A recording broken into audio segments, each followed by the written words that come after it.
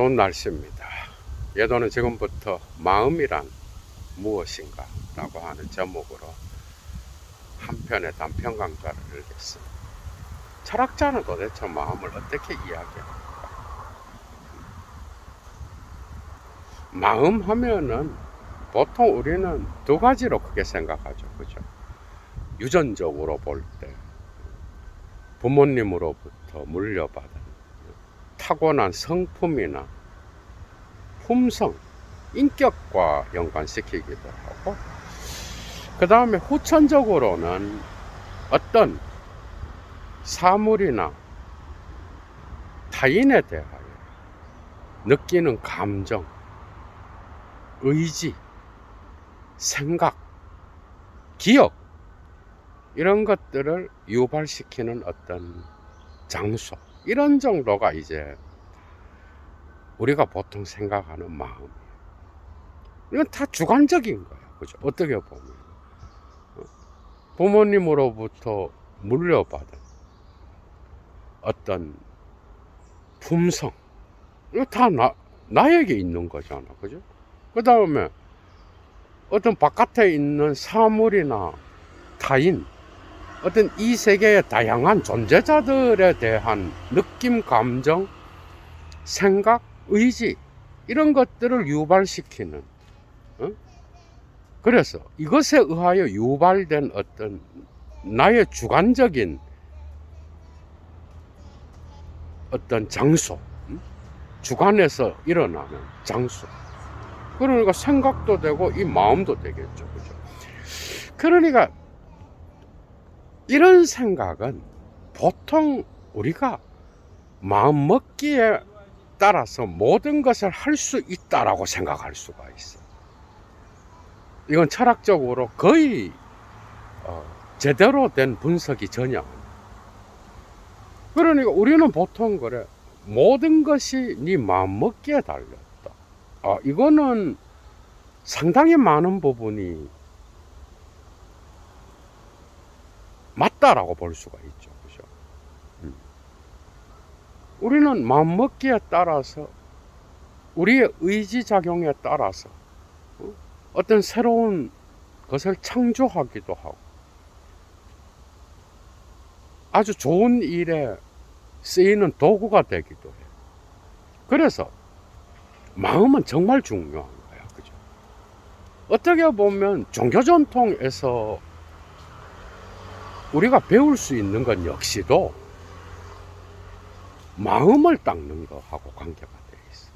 그만큼 마음은 결정적으로 중요한, 우리의 삶을 지배하는 거야. 심지어 유대 전통, 그러니까 그리스도교 전통에서 구약이라고 부르는 솔로몬의 잠언에 보면은 무릇 지킬 만한 것보다 내 마음을 지켜라, 생명의 근원이 이에서 난다 그러거든. 이건 불교와 직접적으로 연결되죠. 그죠? 불교의 수련도 결국은 이 마음이 문제이기 때문에 마음을 닦는 거랑 관계된 거예요. 그리고 여러분들이 다양한 종교 고전뿐만 아니라 위대한 어떤 성인들, 그리고 사상가들이나 문인들의 어떤 고전을 접하는 이유 역시도 어떻게 보면 이 마음을 우리는 우리 삶에서 이게 쉽게 되는 게 아니에요. 말은 마음 먹기에 따라서 모든 것이 달라진다 그러죠. 잠언에서도 생명의 근원이 여기에서 나는데, 이걸 아는데도 마음대로 안 되는 게 마음인 거예요. 마음은 또한 연인 관계에서도 어려운 걸로 나타나죠. 친구 관계에서도 그래요. 그러니까 모든 관계 안으로 들어갔을 때 인간관계 안에서 이 마음의 문제는 결코 쉬운 게 아니에요. 이것은 이미 여기에서 철학적으로 보면은 마음은 내가 마음먹기에 따라 달렸다라는 게 진리로 통용될 수 있지만은, 그것이 말처럼 쉽지 않다는 거는 우리는 전부 알고 있어. 그러니까 다양한 위대한 종교 고전들 역시도 이 문제가 되는 게 바로 마음이라는 거거든. 이 마음이 항상 병들고, 이 마음이 뭔가 잘못되고 욕심으로 가득 차고 하기 때문에 우리의 삶이 사실은 자본주의 사회에서 살아가는 데에서 물질이 최고인지 알지만은 결국은 그건 역시도 우리의 마음과 관계된 거일 가능성이 많아. 우리의 삶은 이 마음밭이 결정적으로 중요한 거예요. 그래서 수천 년 동안 전해 내려오는 진리 담론인 불교의 고전이나 그리스도교의 고전 역시, 이슬람교도 그래요. 힌두교도 그렇고, 그 모든 고전들 역시도 힌두교에 대해서 관심이 많은 사람들은 힌두교와 그 동양철학, 예도가 형님으로 부르는 이명건 형님이라고 있어요. 지금 유튜브 하시는데 거기 강의가 거의 한 200개 다 될 것 같아. 그게 코리안 아슈람이라고 다양한 활동을 벌이시죠. 그죠? 이 형님을 만나면 예도도 뭔가 마음이 뭔가 좀 편안해지는 이런 걸 느끼는데 거기 가서 참조하셔야 돼요. 그러니까 여러분들 한번 생각을 해요. 이 마음이라고 하는, 그죠? 이거는 정말 우리의 삶을 지배하는 거예요. 일확천금을 벌고도 마음을 잘못 쓰게 되면은 그걸 얻은 것보다도 못한 인생이 될 수도 있는 거예요. 대부분의 자본주의 사회에서 이 물질 만능, 이 욕망에 빠져서 살아가는 대부분의 인간은 이 마음에 대한 중요성을 거의 놓치고 살아가. 이걸 배울 수 있다 그러면 그는 인생에서 다른 길을 갔을 수도 있어. 그러니까 오늘날의 교육도 영어, 수학, 국어 뭐 이런 데 맞춰져 있어도 그냥 단지 삶에서 성공하고 수능 점수 잘 받아서 좋은 대학교 가고 그래서 좋은 직장을 얻는 이런 쪽으로 맞춰져 있고, 대부분은 인성교육에 마음의 중요성에 대하여 배울 수 있는 이 비극이에요. 이게 비극이야, 비극. 예도가 아침에 산책하면서 이 마음에 대해서 강의를 하나 해야 되겠다라고 생각을 한 거야. 이게 얼마나 중요한 거예요, 여러분. 오히려 자본주의 사회에서, 그죠? 돈 주고 못 사는 게 더 가치 있는 거예요, 사실은. 우리가 공기를 돈 주고 살 수 있어? 그런데 공기에 귀한 것을 모르잖아. 나이 들어서 우리가 호흡이 가빠지고 어떤 신체적인 장애가 왔을 때에 이게 호흡을 한다는 게 얼마나 귀한 것을 우리는 깨닫기 전까지, 어떤 질병에 의해서 나의 신체에 문제가 생겼을 때에 이 호흡을 한번 하는 게 얼마나 소중한 건지 그걸 깨닫기 전까지 우리는 이건 뭐 다 그냥 공짜로 다 마실 수 있는 거다 이렇게 생각하잖아. 그죠? 사실 귀한 거는 돈 주고 우리가 못 사는 게 널려 있어요. 우정, 사랑, 마음을 잘 쓰는 거, 이런 것들을 돈 주고 살 수가 없어. 그런데 인생에서 가장 중요한 것들은 사실은 돈과 거리가 멀 때가 있어. 그러니까 자본주의 사회에서 사람들은 이런 것들을 우습게 봐. 그래서 나중에 어떤 삶의 길을 잘못 가서 일확천금을 벌고 성공하고도 마음을 잘못 써서, 그죠? 자기의 모든 것을 잃게 되었을 때야 비로소 철이 드는 인간들입니다. 그만큼 중요한 게 마음씀이야. 그래서 마음은 우리가 사랑의 관계나 우정의 관계나 어떤 다양한 인간관계 속에 들어갔을 때 이게 마음대로 안 돼. 그래서 이건 주관적인 게 아니다라는 게 벌써 드러나는 거예요. 벌써 솔로몬의 잠언에서 생명의 근원이 나오는 그 마음은 나의 것도 아니고 너의 것도 아니에요. 그렇다고 나의 마음이 나의 것이 아니다라고도 말할 수 없는 거예요. 응? 사이에 있는 거예요. 이건 존재론적인 것이면서 나의 것이다. 이렇게 말해야 맞는 거예요.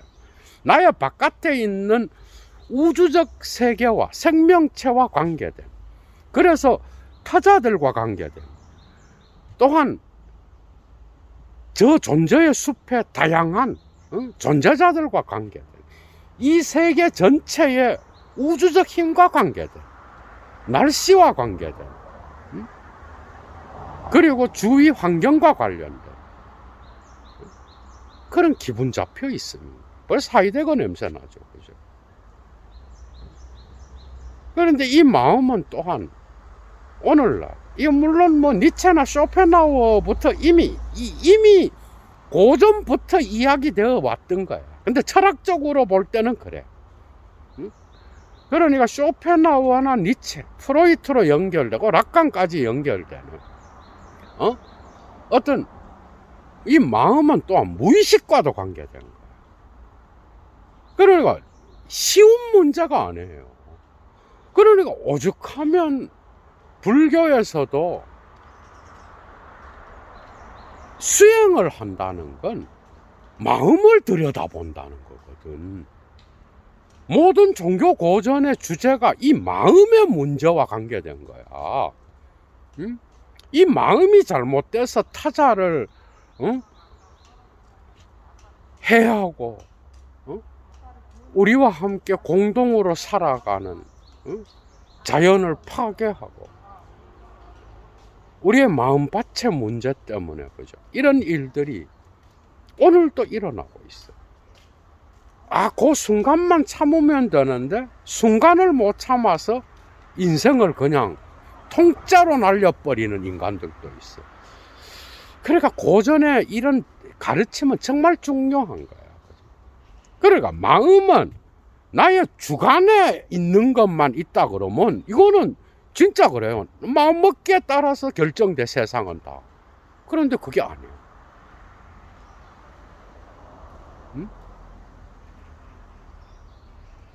연인들이 가장 많이 싸우는 게 뭔지 알아요? 보통 보면은 자기 기분이 어때? 기분이 별로 안 좋은가 봐. 이러다가 이제 또 막 싸우는 거야. 선생님 오늘 뭔가 마음이 불편하신가 봐요. 친구 보고, 너 오늘 기분이 별로 안 좋네. 이런 것들이 다 마음과 관계된 거야. 그런데 그것은 그 사람에게 원인이 있는 게 아니야. 그렇다고 그러면 우정이든 사랑의 관계든 모든 인간관계에서 사이가 좋았다가 틀어질 이유가 없는 거예요. 거의 대부분이. 마음이라는 건 나의 것이 아니라는 거예요. 그렇기 때문에 이 마음은 지켜야 되는 것이요, 닦아야 되는 것이요, 더러워지면 청정한 것으로, 그죠? 닦아서 본래의 마음밭으로 돌려야 되는 거예요. 어떻게 보면 우주적 힘과의 관계. 그러니까 인도 철학이나 스토아 철학에서 보면은 우리의 마음은, 우리의 이성은 소우주잖아, 그죠? 그런데 이 대우주인 어떤 우주적 이성과 결합될 때, 그때 진정한 마음의 밭이 본래의 자리로 돌아간다라고 할 수가 있어요. 브라운만과 아트만의 어떤 결합을 통한. 그러니까 마음은 내 주관에 있는 게 아니야. 이미 인도 철학부터.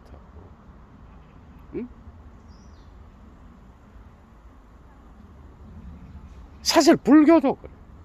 불교도 아니 비설신 의식, 이 육식과 칠식, 말라식, 팔식, 아레야식, 이 모든 걸 다 합쳐서 마음을 이야기한다고 해도 이것은 불교에서 말하는 연기론, 원인과 결과의 어떤 상황에 따라서 달라지는 나의 마음과, 그러니까 완전한 객관적인 것과 주관적인 것의 관계에 의해서 일어나는 거야. 불교에서도 마음은. 응? 그러니까 법계와의 어떤 일치를 통하여 내 마음을 닦아야 되는 거잖아. 그죠? 그러니까 마음은 결코 주관적인 게 아니야. 불교에서도.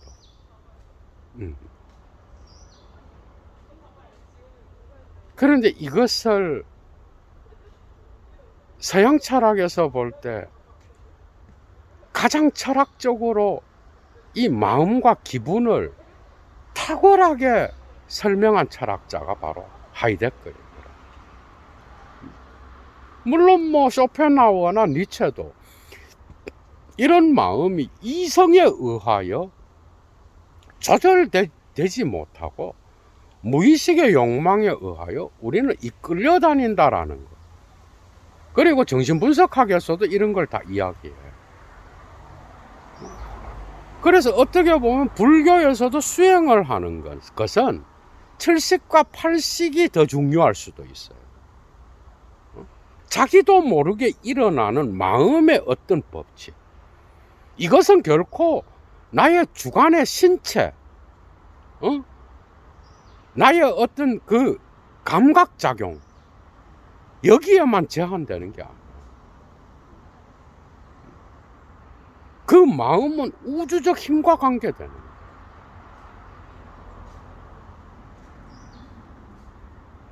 이것은 하이데거의 기분 잡혀져 있음을 보면 아주 쉽게 이해할 수 있어요. 어떻게 보면 후기들레즈가, 그죠? 후기들레즈가 그 가타리와 더불어서 안티오이디푸스부터 이 프로이트의 무의식의 개념을 분자적 무의식으로 바꾸잖아. 분열 분석에서. 이 무의식의 개념을 존재론적 우주적 힘과 연결시켜 버린다고. 물론 후기 프로이트도 이렇게 나가요. 무의식을 그냥 인간의 의식과 인간의 주체와만 관계된 거라고 말하지 않아. 락강은 당연히 그렇게 나가죠. 더 나가버리죠. 그러니까 인간의 마음은 인간의 밖에 있는 세계와 관계된 거예요. 하이데거는 훨씬 깊이 들어갑니다, 여러분.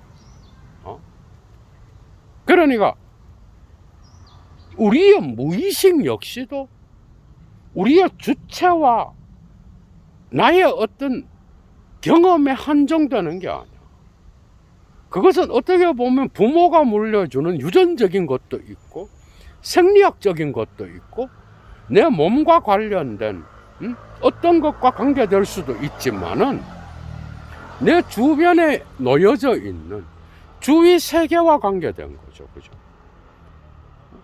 그래서 하이데거는 어떻게 보면 이런 심리학적 분석을 넘어서는 분석을 시도하는데 하이데거로부터 배울 수 있어. 확실히.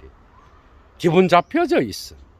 슈팀뭉, 기분, 게슈팀트하이트, 기분 잡혀져 있음.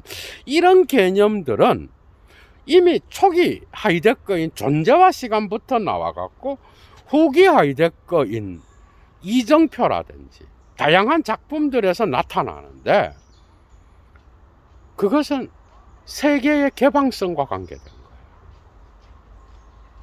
그러니까 심리학, 우리의 정서의 문제가 아닌 거야. 감정과 느낌과 체험의 문제가 아닌 거예요. 우리의 영혼이라든지 우리의 정신과만 관계된 게 아닌 거예요. 이게 혁명적인 거예요. 하이데거의 혁명인 거예요. 그 기분이 뭐야, 여러분? 기분은 우리는 언제나 거기에 따라서 우리의 삶을 영위해가는 현존자야, 하이데거한테서.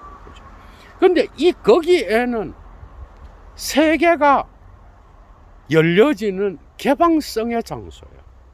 그러니까 이 거기에는 나의 거기에든 여러분들의 거기에든 이 현존자의 다자인에서 다를 나타내는 이 다는 인데어 벨트자인 세계 내 존재와 연결된 거야. 그죠?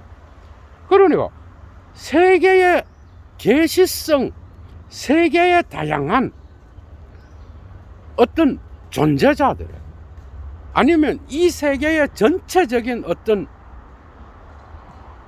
존재가 열어 밝혀지는 장소. 그게 세계의 계시성과 관계된 거예요. 그래서 이 거기에에 따라서 우리 인간은 뭐예요? 나의 거기에에 따라서 인간은 언제나 이미 세계를 이해하고 있었어요. 그리고 나의 이 존재를 이해하고 있었어요. 그래서 이 세계 이해와 존재 이해는 세계 지평을 갖고 있는 거예요. 이게 세계 내 존재의 핵심적인 의미예요. 내가 어떤 사태를 이해한다 그래도 내가 지금까지 갖고 있었던 세계 지평, 세계 이해를 포함시켜서 지금 어떤 사태를 이해하는 거예요. 이게 하이데거한테서 결정적인 거죠. 그런데 이 세계가 나의 거기에와 더불어서 어떤 존재를 드러내고 계시하고 열어 밝혀져 있을 때에 그 열어 밝혀지는 것, 계시되는 것은 다른 게 아니라 기분에 적합하게 계시되는 거예요. 하이데거는 이거 존재와 시간 136페이지 독일어 원문으로 거기에서부터 이제 이야기를 하죠. 그죠? 그러니까 슈티뭉스 메시히 기분에 적합하게 세계는 자기의 존재를 우리 인간의 현존재인 거기에 계시하는 거예요. 어떻게 보면 뭐예요? 이것은 존재의 어떤 색깔이나 존재의 음조와 같은 거예요. 그러니까 세계의 내 존재로서 우리 인간은 현존재로서 이 세계에 존재하잖아. 그죠? 인간의 본질은 실존에 있는데 그 실존은 언제나 세계 내 존재로서 드러나는 계시성과 관계된 거고 이 세계 내 존재로서 드러나는 그 계시성은 언제나 색조와 음조를 띠는데 그게 바로 기분이야. 응? 그러니까 어떻게 보면 내가 하이데거도 계속해서 설명합니다. 내가 어떤 기분이 나쁘다. 내가 기분이 좋다. 그리고 아니면 기분이 전혀 없는 무감정의 상태다. 어떤 세상에 대하여 내가 어떤 것에 대하여 초연한 상태에 있다. 내가 지금 마음이 고통스러워서 괴롭다. 내가 어떤 사태 때문에 너무 기뻐서 춤출 것 같이 날아갈 것 같다. 이 모든 기분, 무감정으로서의 무관심, 이 모든 기분은 언제나 이미 세계 내 존재로서 우리의 거기에가 특정한 방식으로 기분에 적합하게 열려져 있기 때문에 우리는 이런 말들을 할 수 있다라는 거예요. 당연한 거죠. 그죠? 그러니까 기분은 내가 좋다, 나쁘다, 내가 뭘 이렇게 할 수 있다, 이걸로부터 설명되는 게 아니라는 거예요. 물론 이걸로 어느 정도는 설명되겠죠. 그런데 기분이 왜 내 마음대로 안 되는 거예요? 그것은 바깥에 있는, 이미 인간의 주체 밖에 있는 이 세계와 관계해서 인간은 기분 잡혀져 있기 때문에 그런 거예요. 그러니까 자기의 나를 주체라고 봤을 때 주체 밖에 있는 객체의 어떤 존재론적인 여러 밝혀짐 자체가 이미 기분으로서 나에게 다가오고, 그러니까 모든 존재자의 존재는 기분으로 채색되어 있는 거예요. 그러니까 내가 어떤 존재에 대하여 뭘 느끼고 체험하고 정서적으로 뭔가를 표현할 수 있는 거예요. 그죠? 그리고 이게 내 감정이다라고 말할 수 있지만 그걸로 말이 다 설명이 안 돼. 그러면 내 감정이면은 내 감정을 어떤 존재자의 계시성에 내가 투사했기 때문에 그렇다, 이렇게 말할 수 있어. 그런데 그게 아니에요. 왜 그렇죠? 내가 날씨가 흐리다든지 뭔가 날씨가 화창하다든지, 그리고 내가 왜 이런 기분이 드는지 내가 다 알아야 되잖아. 그럼 내가 몰라요, 그거를. 왜 내가 이런 기분이 드는지, 내 신체 상태가 안 좋아서 이런지, 이 모든 것들을 다 조합해서 거기에 이유를 갖다 대도 그 원인이 나의 주관, 신체나 정신의 어떤 작용 때문에 일어나는 걸로 다 설명할 수가 없어. 그래서 사랑의 관계도, 우정의 관계도, 인간관계도 어제 좋았다가 오늘은 무너질 수 있는 거예요. 이상하게 생각할 게 아니에요. 그러니까 나는 너가 없으면 우리의 사랑은 영원할 거야. 물론 뭐 그럴 수 있어요. 근데 왔다 갔다 하는 거야 다. 우리의 우정은 뭐가 있어도 변하지 않을 거야. 물론 그 사람의 인간됨에 따라서 달라지는 것 같죠, 이게. 그런데 사실은 우리 인간이 세계 내 존재로서 이 세계의 다양한 존재자들과의 관계, 그 다음에 타인들과의 관계, 이 세계는 나의 세계만이 아니야. 이 세계는 타자들과 더불어 공유하는 밑벨트야, 공동세계야. 우리는 타자와 더불어 함께 있어, 그죠? mit einander 자인하고 있어. 우리는 타자와 더불어 있어, 밑자인, 공동으로 함께 있어, 그죠? 그런데 그 타자는 다른 인간 현존재일 뿐만 아니라 다양한 이 세계의 모든 것을 구성하고 있는 세계의 총체로서의 존재자들을 포함한, 이것이 자기를 드러낼 때 언제나 기분에 적합한 방식으로 드러내는 거예요. 물론 이것은 나의 주관이 느끼는 감정이라든지 느낌이라든지 정서적인 상태와 관계해서 그렇게 기분으로 드러나는 거겠죠, 그죠? 그러나 나의 주관으로만은 설명이 안 되는, 맞죠, 그죠?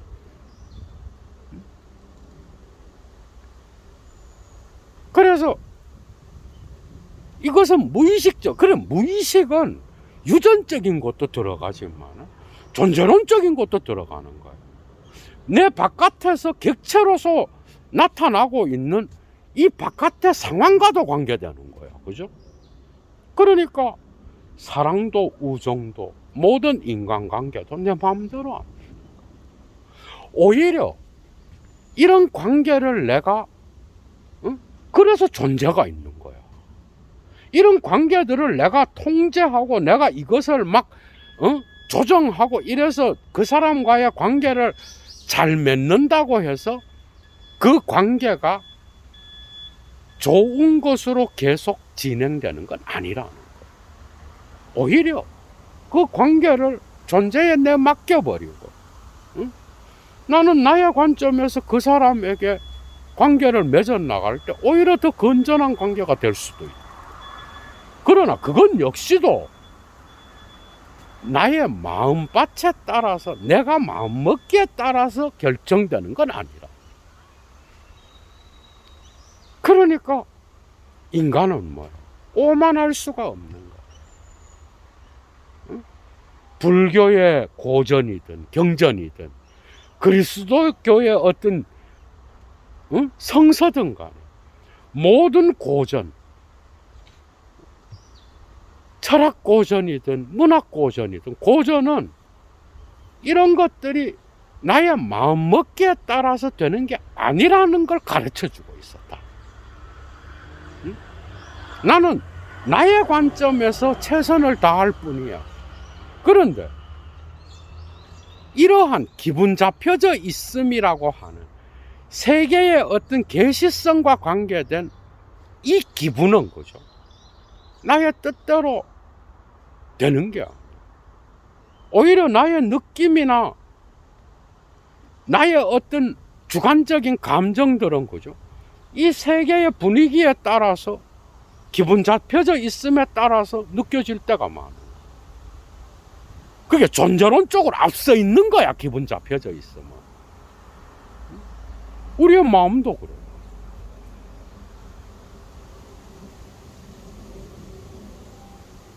내가 의지적으로 뭔가를 한다 그래서 되는 게 아니야. 그러니까 수행을 하는 거야. 불교인들도. 그런 것 같으면 세상사가 너무 쉽죠. 우리가 마음먹기에 따라서 되는 경우도 있어. 최선을 다하지 않는 것보다는 최선을 다해서 이룰 수 있는 게 있어. 그러나 내가 마음 먹는다고 사태가 그대로 돌아가. 그래서 마음은 존재론적인 개념이야. 타자는 타자의 마음을 갖고 있어. 그런데 그 사람과 어떤 사람이, 두 사람이 우정으로 맺어진 관계, 사랑으로 맺어진 관계라고 합시다. 그런데 그 관계가 두 사람의 의지에 의하여 그래 우리 잘해보자 이래서 되는 것 같죠. 그죠? 아니요. 여러분들 잘 봐봐. 나는 분명히 최선을 다했어. 어떤 관계에. 그리고 그 사람도 최선을 다했어. 그런데 그 관계에서 어떤 사태가 두 사람이 원하는 대로 흘러가지 않아. 희한하죠. 그죠? 그래서 하이데거는 이런 것들을 존재라. 어떤 사람은 이걸 신이라고 그러기도 하고, 어떤 사람은 이것을, 그래서 존재가 나에게 말하는 소리를 듣는다. 양심이 나에게 말하는 소리를 듣는다. 양심은 어떻게 보면 우주적인 존재자, 나보다 더 큰 바깥에 있는 어떤 다른 존재자와 연결돼. 그래서 본래적으로 그렇게 있는 마음이라고 생각할 수 있겠죠. 그죠? 이게 부처님의 마음이든, 어떤 하느님이 주는 마음이든, 어떻게 보면 성령이 주는 마음, 하느님의 영이 주는 마음이든, 그 마음을 내가 내 마음대로 통제할 수 없다는 것. 이미 이 모든 종교 고전들이 가르쳐 주는 것. 내 뜻대로 마음을 먹고 내고 한다고 해서 이 마음이 다스려지는 게 아니에요.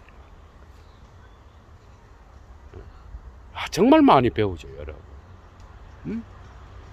그래서 우리는 우리 뜻대로 뭔가 그러면 존재자의 어떤 의지나 존재자의 생각이나 존재자의 감정으로서 모든 게 다 되는 거야. 그럼 하이데거가 다자인, 인간의 존재를 다자인이라고 쓸 필요가 없는 거야. 이 다는 내 뜻대로 되는 게 아니라는 걸 이미 전제하고 있는 거야. 이해가 되죠? 이 다에서 세계 내 존재의 개방성이 드러나고, 그죠? 그것은 이미 공동존재로서 타자와 공유하는, 그리고 이 세계의 다양한 존재자들이 타자와 더불어서 함께 열어 밝혀져 있는, 그래서 기분에 적합하게 이미 그런 방식으로 열어 밝혀져 있는 세계인 거예요. 거기에 나는 하나의 부분으로서 내 바깥으로 나가 있는 거예요. 나는 세계 곁에 있는 거야. 그죠? 그래서 많은 것들을 우리가 배울 수 있는 거예요. 이런 걸 통해. 10사람이 마음을 먹으면 일치했어. 그러면 그대로 돼야 되는데 그게 안 된다니까요. 뭔가 마가 꼈다 그러고 뭐 별 얘기가 다 나오는 거야.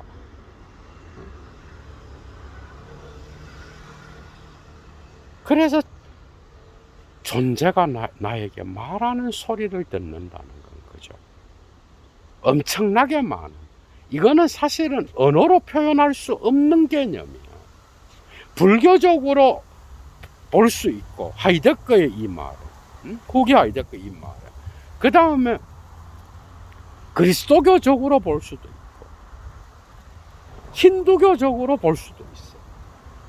다양한 종교 고전에서 발견될 수 있고, 존재가 나에게 말을 건다라는 건 타인이 나에게 말을 건다는 게 아니야. 양심의 소리를 듣는다는 것도 나의 어떤 그 본래적인 어떤 그 청정한 마음이 있다라는 거예요. 그것은 존재론적으로 일자의 마음과 같다라고 우리는 볼 수 있는 거예요.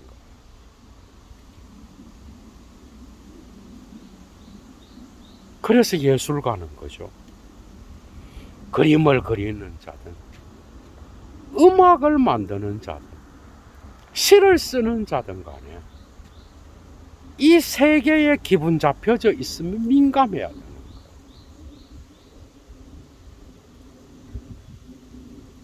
예도가 이미 언어는 존재의 집이라고 하는 강좌에서도 말한 것처럼 시인은 자기의 주관적 느낌을 글로 쓰는 게 아니야. 자기가 발휘할 수 있는 모든 미사 욕구들을 자기가 느낀 감정을 따라 쓰는 게 아니에요. 침묵하면서 존재의 소리를 듣는 거예요. 이미 기분 잡혀져 있음 자체가 뭐예요? 내 밖에 나가 있다라는 거예요. 이게 이미 이런 바깥의 사유가 블랑쇼에게 영향을 준 거예요.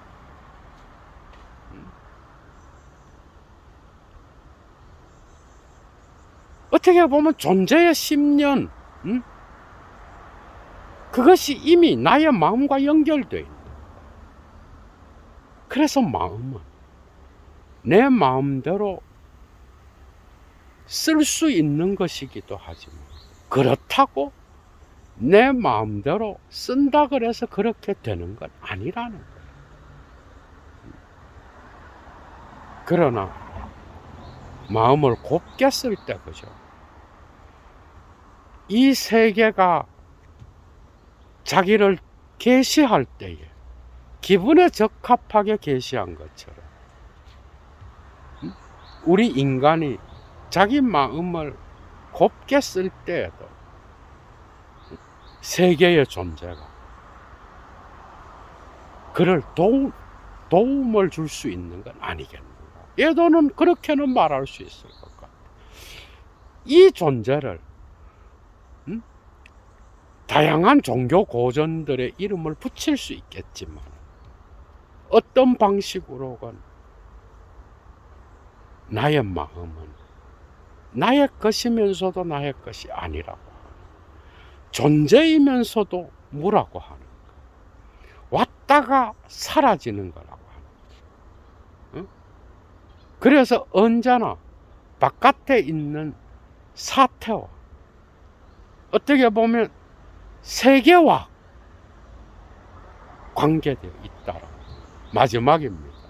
그래서 마음은 예도가 하이데거 공부하면서 예도만의 언어로 말을 하자면 마음은 세계만큼 깊고 세계만큼 넓다라고 하는 거. 마음은 세계의 10년 못지않게 깊고 세계의 넓이만큼 넓을 수 있다라고 하는 거.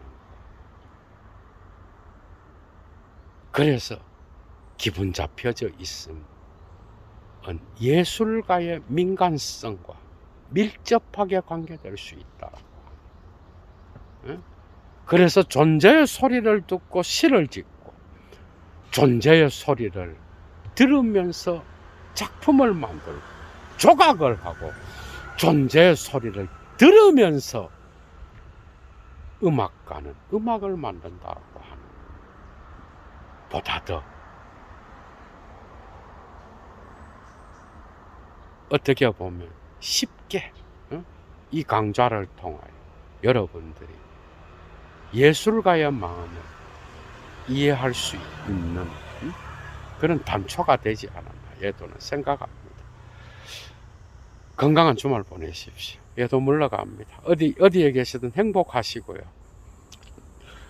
좋아요 잊지 마시고 여건이 되시는 분은 사막의 철학을 위하여 자발적 수업료 보내주시기 바랍니다. 수업료겠죠, 그죠? 예도 물러갑니다. 추스.